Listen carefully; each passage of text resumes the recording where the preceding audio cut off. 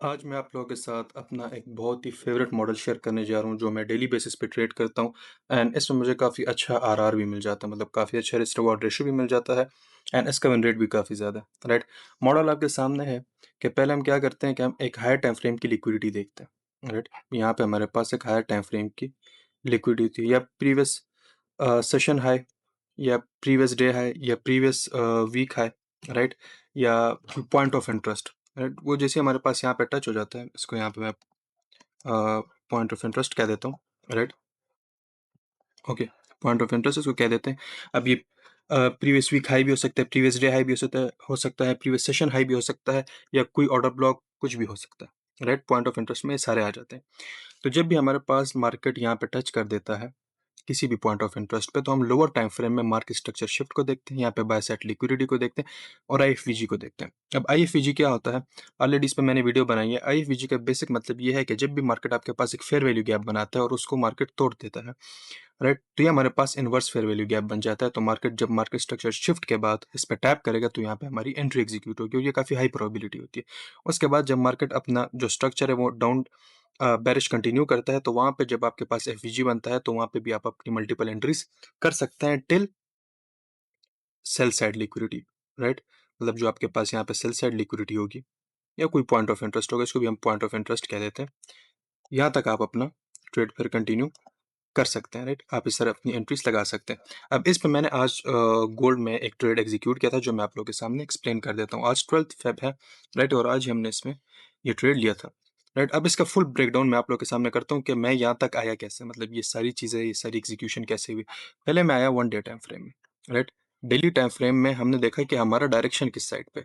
अगर आप लोग यहाँ पे देखें, इसको मैं ज़रा हाइड कर दूँ, अगर आप लोग यहाँ पे देखें, तो यहाँ पे पहले हमारे पास क्या हुआ कि मार्केट ने यहाँ पे इस प्रीवियस डे तो नहीं, ये ऑलमोस्ट प्रीवियस वीक है, राइट? वेंसडे, पिछला वेंसडे था। मार्केट ने यहाँ पे इसकी लिक्विडिटी ले ली, राइट? जब इसकी लिक्विडिटी ले ली यहाँ पे, तो मेरा ये अंदाजा था कि हाँ, अब मार्केट बेरिश साइड पे आज के दिन मुझे डायरेक्शन शो करेगा, तो मैं अपने जितने भी ट्रेड्स देखूंगा सेल साइड देखूंगा। उसके बाद मैंने क्या किया, अगर यहाँ पे मैं आ जाऊँ, तो अब ये जो जोन है, राइट, और ये जो डे है, राइट, मतलब ये नहीं, इसका कर लेते हैं, राइट, ये और ये, मैंने क्या किया कि इसका 50% मार्क किया यहाँ पे। क्या मतलब इसका 50% मुझे यहाँ पे मिल जाए, तो इसका 50% अगर मैं यहाँ से यहाँ तक मार्क करूँ, तो ये मेरे पास ये जोन आता है, राइट? तो मुझे ये क्लियर था कि मैंने यहाँ तक अपना डायरेक्शन बेरिश ही रखना है, मतलब उसके बाद फिर मैं फर्दर एनालिसिस करूंगा, लेकिन यहाँ तक मैंने बेरिश रखना है। लेकिन स्टिल यहाँ पे अगर आप देखें, तो यहाँ पे मेरे पास एक गैप है, राइट, एक वॉल्यूम इम्बैलेंस है। तो मैंने जो अपना टारगेट रखना था वो फिर यहाँ तक रखना था, राइट, 50% भी नहीं। अच्छा, इसको हम हटा देते हैं। उसके बाद मैं आया वन आवर टाइम फ्रेम में, राइट, कि वन आवर टाइम फ्रेम में आज मुझे यहाँ पे क्या मिलता है।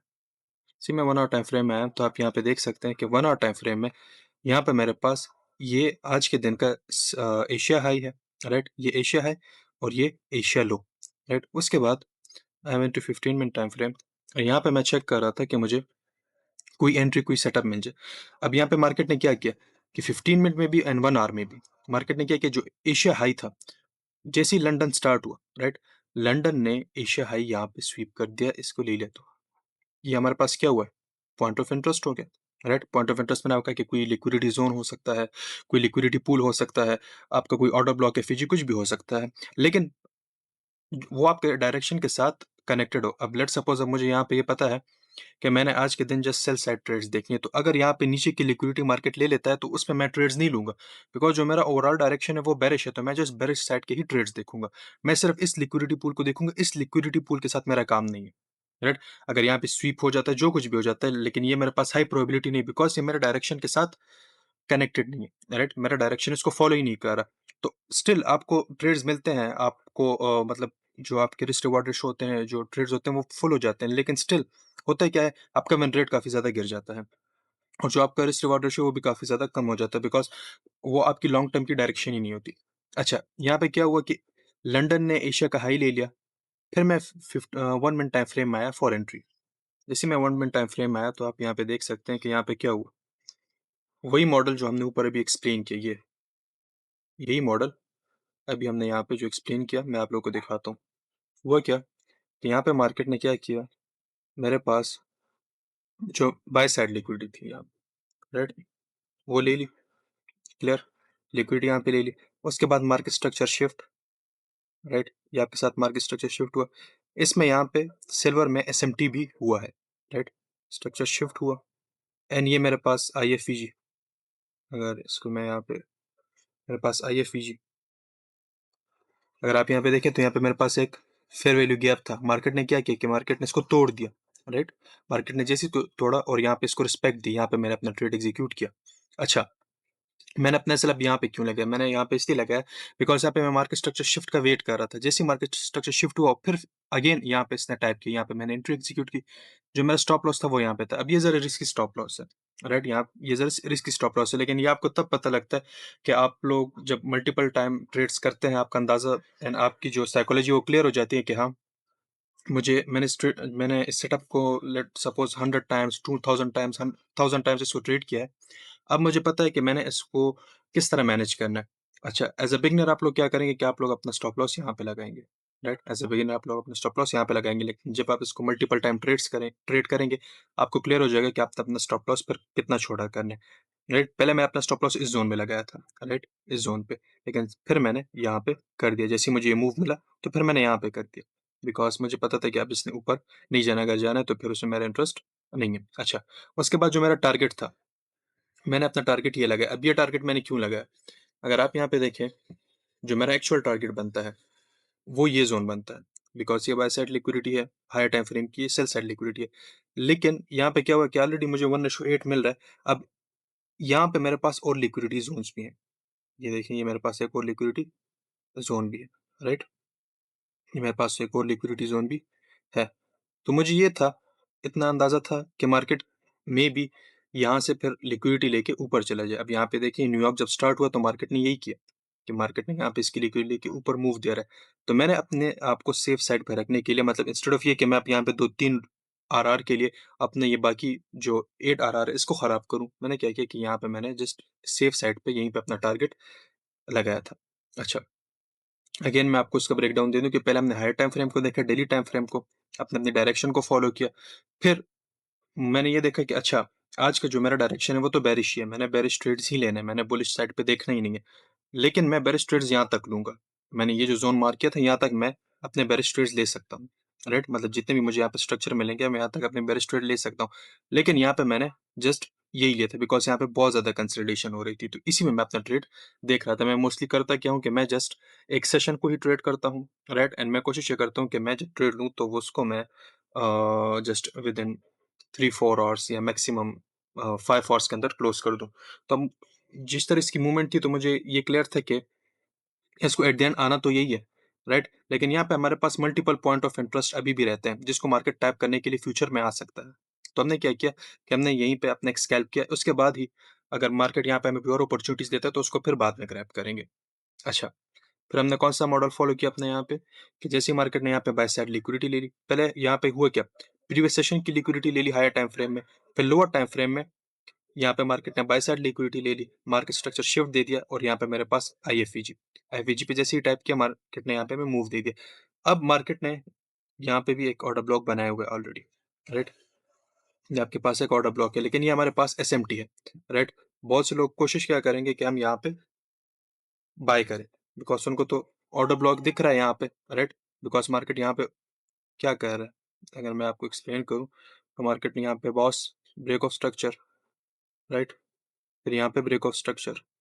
तो लोगों को तो ये लग रहा है ना कि लोअर टाइम फ्रेम में मार्केट बुलिश साइड पे है, यहाँ पे ऑर्डर ब्लॉक पे टैप करके जा रहा है। अगर यहाँ पे आप लोग देखें, यहाँ पे मार्केट ने क्या किया कि इस ऑर्डर ब्लॉक पे टैप किया है एंड मूव दिए। तो लोगों का डायरेक्शन ये था कि अभी यहाँ पे भी टैप करेगा एंड मार्केट बुलिश जाएगा। लेकिन क्या हुआ, मार्केट ने यहाँ पे इसको रिस्पेक्ट दी थोड़ी सी। फिर यहाँ पे कंफर्मेशन भी लोगों को मिल गई। फिर यहाँ पे अगेन कंफर्मेशन मिल गई कि ये तो बस स्ट्रॉन्ग जोन है। लेकिन मार्केट ने क्या किया, इनके स्टॉप लॉसेस ले लिए एंड उसके बाद अपना मूव यहाँ पे किया।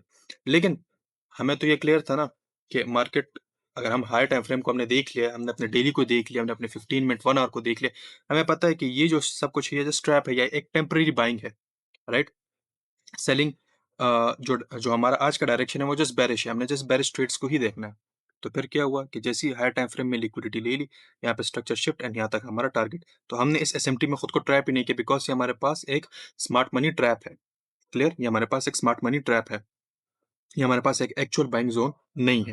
क्लियर? तो इसको मैं यहाँ पे रिमूव कर देता हूँ एंड ये था हमारा आज का trade. It was around 1 ratio 8.13 और यहाँ पे आप देख सकते हैं कि जैसे ही मार्केट ने यहाँ पे इन सब के स्टॉप लॉसेस कलेक्ट कर लिए, राइट? वहाँ पे मार्केट अपना मूव दे दिया एंड यहाँ पे मैं एक और चीज़ देख रहा था, मेरी जो एक्सपेक्टेशंस थी वो ये थी कि मार्केट यहाँ पे एक ऑर्डर ब्लॉक इस ऑर्डर ब्लॉक पे जब टैप करेगा तो वो मेबी इस ऑर्डर ब्लॉक तक आ जाए, राइट?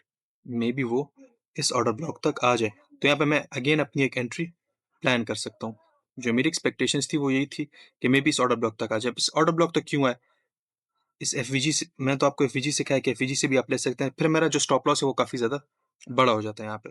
तो मेरी एक्सपेक्टेशन ये थी कि यहाँ पे अगर आ जाता है तो फिर यहाँ पे मैं एक अगेन एंट्री ले सकता हूँ। लेकिन मार्केट ने बस यहीं से लिक्विडिटी लेके टोटल सोप बना के यहाँ पे अपना मूव दे दिया, right? So it's that simple कि आप इस मॉडल को फॉलो कर सकते हैं एंड ये आपको डेली एक ना एक ट्रेड दे देगा, राइट? ये बेसिकली मैंने गोल्ड में लिया था।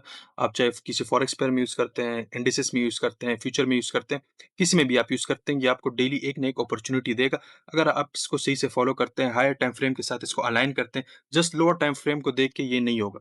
बिकॉज़ लोअर टाइम फ्रेम में तो यहाँ पे अगर आप देखें तो यहाँ पे भी आपके पास इंड्यूसमेंट हो रहा है, यहाँ पे भी आपके पास इंड्यूसमेंट हो रहा है, हर जगह पे हो रहा है। हर जगह पे लिक्विडिटी ली जा रही है। लेकिन आपने देखना है कि हायर टाइम फ्रेम क्या कह रहा है। हायर टाइम फ्रेम जिस डायरेक्शन में हो, उस डायरेक्शन में आपने देखना है कि मार्केट वहाँ पे लिक्विडिटी पूल ले ले, देन आपने ट्रेड्स देखने हैं, राइट? अब ये भी एक लिक्विडिटी पूल है नीचे, लेकिन ये हमारा मेन लिक्विडिटी पूल नहीं है बिकॉज़ मार्केट ने जाना नीचे ही है हायर टाइम फ्रेम के हिसाब से। तो हम लोअर टाइम फ्रेम में खुद को स्टक नहीं करेंगे, right? So it's that simple and कोशिश करें कि इसको प्रैक्टिस करें, राइट? ये मॉडल आपको तब तक आप इस पे ट्रेड ना लें या तब तक इसको ट्रेड ना करें जब तक आप इसको बैक टेस्ट ना कर लें, राइट? एंड बैक टेस्टिंग का डेटा भी अगर आप लोग कलेक्ट करते हैं तो एटलीस्ट आप लोगों के पास 200 300 टाइम्स आपने इस मॉडल को ट्रेड करना होगा, इसको बैक टेस्ट करना होगा, आपने अपना average risk reward ratio calculate करना होगा, एवरेज विन रेट कैलकुलेट करना होगा। तो आपको अंदाजा हो जाएगा कि आप इसको इम्प्रूव कैसे कर सकते हैं। सो एक मॉडल ही इनफ होता है अगर आप ट्रेडिंग करते हैं, राइट? टू गेट प्रॉफिटेबल एक मॉडल ही काफ़ी होता है।